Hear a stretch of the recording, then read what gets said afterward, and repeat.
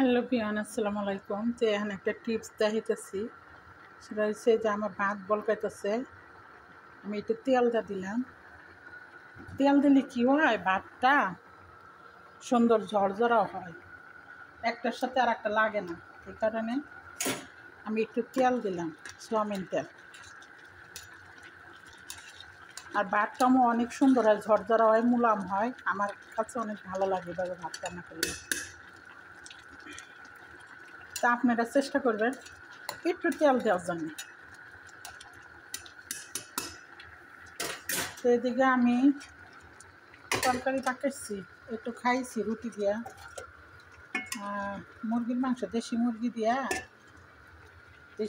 দিয়া এই দেশের এক ধরনের কুচা পাওয়া যায়, এটার নাম হচ্ছে পটলের মতন লম্বা। সেটি দিয়া পাক করছি। আর এদিকে ভাত তুলে দিচ্ছি।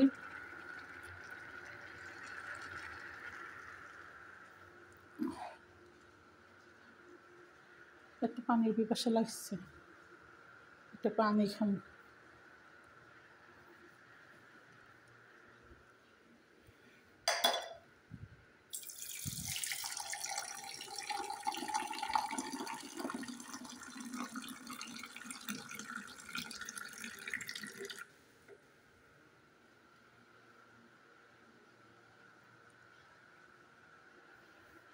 একটু রুটি খাই নিছি, এনে যেহেতু দুপুর পার হয়ে গেছে গা, যখন আমাদের আজান শেষ হয়ে গেছে।